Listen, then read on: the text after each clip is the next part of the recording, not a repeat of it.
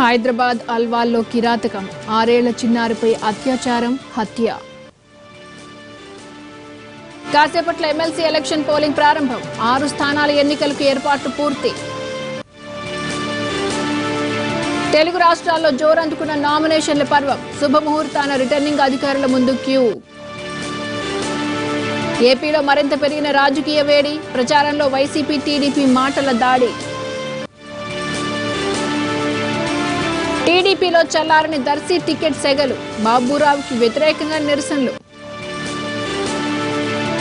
దత్తన్నకు Secunderabad seat దూరం, ప్రశ్నార్థకంగా రాజకీయ ప్రస్థానం. మొదటి లిస్టులో కనపడని అద్వానీ పేరు, గాంధీనగర్ నుంచి అమిత్ షా షురూ. కేంద్రం నుంచి 75,000 కోట్ల రూపాయలు రావాలని జనసేన అధినేత పవన్ కళ్యాణ్ తేల్చారని ఏపీ సీఎం చంద్రబాబు అన్నారు. అయితే ఈ మధ్య పవన్ ఆ ఊసే ఎత్తడం లేదన్నారు. ఎందుకు మాట్లాడడం లేదని ప్రశ్నించారు బాబు. పవన్ కళ్యాణ్ గారు కూడా ఉన్నారు. ఆయన ఒక బీజేపీలో ఒక ఎంక్వైరీ కూడా వేశాడు. ఎక్స్పర్ట్లు పెట్టి ఒక ఎంక్వైరీ వేసి 75 కోట్లు మనకు రావాలి అని రిపోర్ట్ తయారు చేశారు. ఈ మధ్య మాట్లాడమే మానేశాడు పవన్ కళ్యాణ్ గారు. తెలంగాణ వాళ్ళు మన మీద ఒత్తిడి పెడుతున్నారు, దానిపైన మాట్లాడడం మొదలు పెట్టారు. జగన్ 14 కేసుల కథ ఏంటో సిబిఐ మాజీ జేడీ లక్ష్మీనారాయణ చెప్పాలని కోరారు చంద్రబాబు. విశాఖ నుంచి జనసేన అభ్యర్థిగా బరిలోకి దిగుతున్న లక్ష్మీనారాయణ జగన్ కేసులపై ప్రజలకు వాస్తవాలు చెప్పాల్సిన అవసరం ఉందన్నారు. తమ్ముళ్ళు, ఇంకొక ఆయన ఇప్పుడు సిబిఐ డైరెక్టర్ గా ఉండి విశాఖపట్నంలో పోటీ చేస్తున్నాడు పవన్ కళ్యాణ్ పార్టీలో లక్ష్మీనారాయణ. కనీసం లక్ష్మీనారాయణ నోరు తెరవాలి. జగన్ 12 కేసుల కథ ఏంటి? 14 కేసులు. నిన్న కూడా ఈడీ కేసు, ఇంకొక కేసు వచ్చింది. ఇది వాస్తవం చెప్పాలి కదా లక్ష్మీనారాయణ? ఏం తమ్ముడు చెప్పాలా లేదా? ఒక పక్క దొంగను పట్టుకున్న ఆఫీసరు, అవునా కాదా?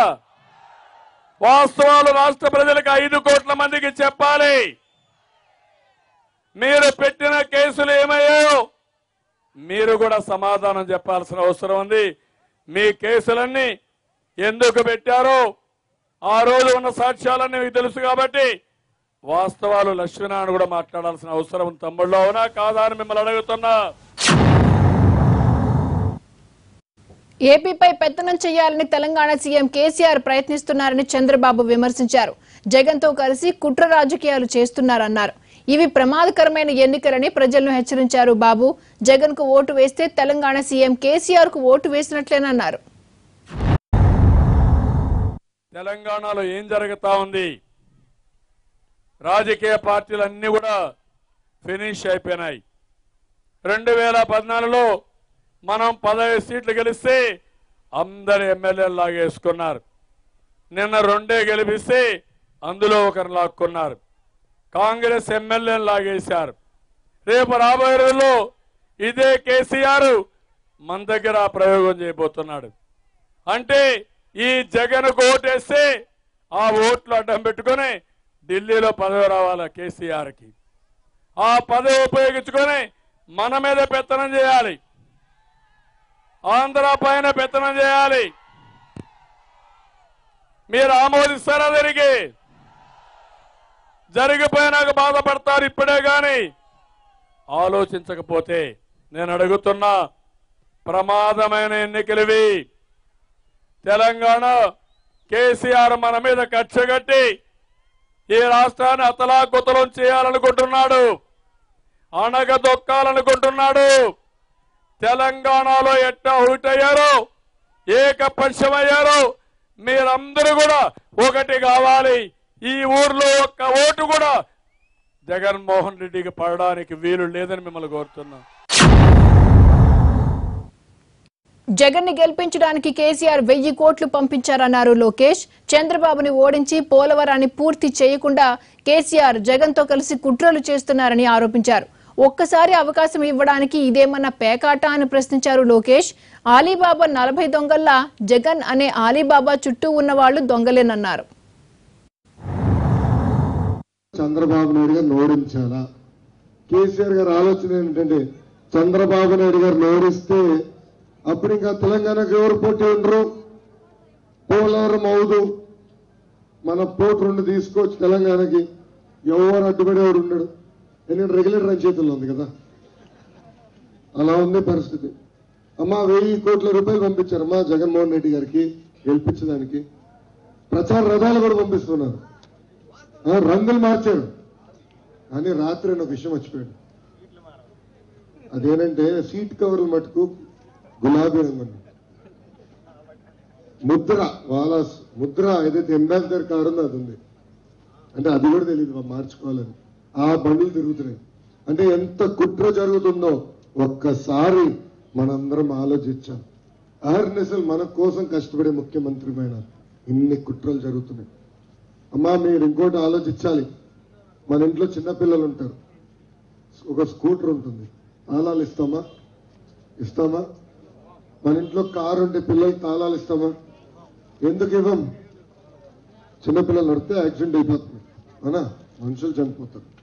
అలాంటిది 16 నెలలు జైల్లో ఉండి 28 కేసులు పెట్టుకున్న వ్యక్తి పైన మన రాష్ట్ర తాళాలు ఇస్తామా? ఇస్తామా? ఇస్తామా? ఇవ్వం. ఆయన ఒక మాట అంటున్నాడు, అవకాశం ఇవ్వండి. ఇదేమన్నా పేకాటన అవకాశం ఇటువంటి? అమ్మా 5 కోట్ల ఆంధ్ర ప్రజల భవిష్యత్తు మీరు తీసుకునే నిర్ణయం పైన ఆధారపడింది. వీళ్ళు మామూలు దొంగలు కాదమ్మా, గజదొంగలు.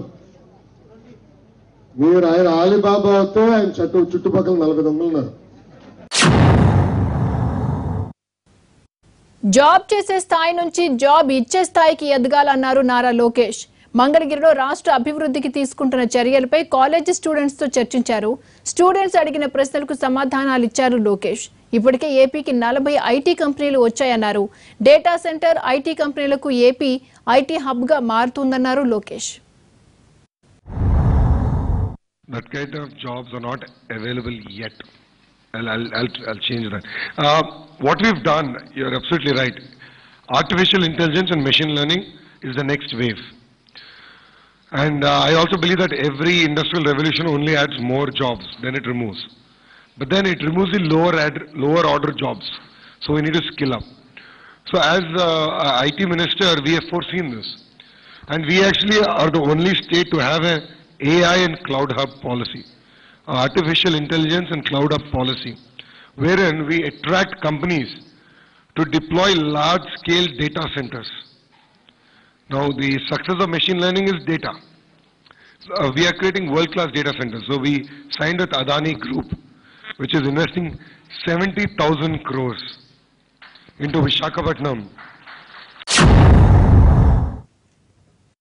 పసుపు కుంకుమ రెండో చెక్కు చెల్లదని ప్రచారం చేసినా అందరికీ అకౌంట్లో డబ్బులు పడ్డాయని, ఇలాంటి మాయ మాటలు చెప్పే వారికి ఓటు వేయొద్దన్నారు నారా లోకేష్. చంద్రన్న బీమా, అన్నదాత సుఖీభవ లాంటి ఎన్నో సంక్షేమ పథకాలు ప్రజల కోసం ప్రవేశపెట్టామన్నారు.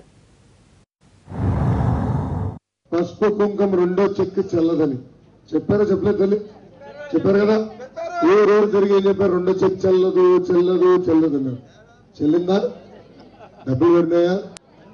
అందుకే ఇచ్చిన మాట నిలబెట్టుకున్న వ్యక్తికి ఓటేస్తామా, మాయ మాటలు చెప్పిన వ్యక్తికి ఓటేస్తామని ఒక్కసారి ఆలోచించాలా. ఇంకో పక్కన చంద్రన్న బీమా, ప్రమాదంలో చనిపోతే 5 లక్షల రూపాయలు, సహజ మరణం అవుతే 2 లక్షల రూపాయలు ఇచ్చి ఆదుకుంటున్నారు. రైతు రుణమాఫీ చేశాం.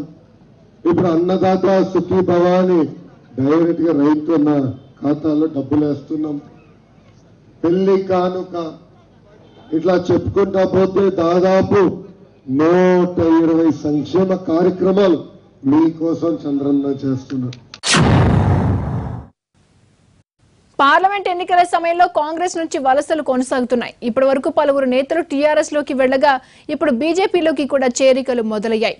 జంపింగ్లు అందరూ పీసీసీపై విమర్శలు చేస్తున్నారు.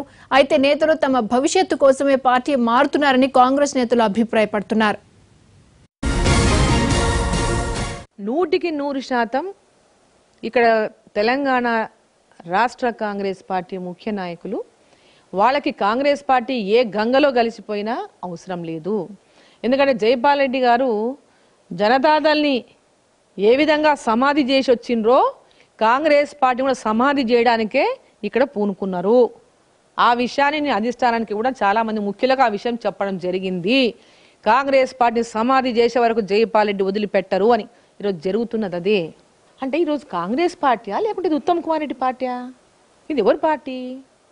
అంటే డీకే అరుణ ఏమైనా తన పార్టీ కోసం పనిచేస్తుందా లేకపోతే తన సొంత ఏమైనా దీనికోసం పనిచేస్తుందా? ఇక్కడ వాళ్ళ అనుభవాలు చెప్తున్న వాళ్ళు చాలా సీనియర్ నాయకులు. ఇప్పుడు సర్వే సత్యనారాయణ గారు కొన్ని అంశాలు లేవనెత్తినారు. వారు కాంగ్రెస్ పార్టీలో చాలా సీనియర్ నాయకులు. వి హనుమంతరావు గారు చాలా సీనియర్ నాయకులు, 40 ఏళ్ళ నుంచి కాంగ్రెస్ పార్టీలో పనిచేసిండ్రు. వారు అనుభవంతోనే చెప్పారు. డీకే అరుణ గారు సీనియర్ నాయకులు. అంటే పార్టీలో జరుగుతున్న పరిణామాలు అంతర్గతంగా వాళ్ళ అనుభవాలను వాళ్ళు చెప్తారు. వాళ్ళ అనుభవాలు ఏవో నాకు తెలియదు కదా. అంటే ఉగాది పచ్చడిలాగా ఉంది, కొంత తీయగా కొంత చేదుగా. కాబట్టి అంతర్గతంగా చర్చించాల్సినవి బహిరంగంగా చెప్పను, బహిరంగంగా చెప్పేటివి అంతర్గతంగా ప్రస్తావించుకున్న తర్వాతనే చెప్తాం. కాబట్టి కొన్ని అంశాలు మేము అంతర్గతంగానే చర్చించుకుంటాం. ఈసారి ఎన్నికల్లో టీఆర్ఎస్ 16 ఎంపీ సీట్లు గెలుచుకున్నా తెలంగాణకు కొత్తగా ఒరిగేదేమీ ఉండదన్నారు కాంగ్రెస్ లోక్సభ అభ్యర్థి రేవంత్ రెడ్డి. ప్రశ్నించే గొంతుకలు లేకుండా చేయాలని కేసీఆర్ పార్టీ ఫిరాయింపులను ప్రోత్సహిస్తున్నారని విమర్శించారు. ఖచ్చితంగా ఇప్పుడు జరగబోతున్న ఎన్నికలు జాతీయ స్థాయి ఎన్నికలు. ఎవరు ప్రధానమంత్రి కాబోతున్నారో నిర్ణయించే ఎన్నికలు.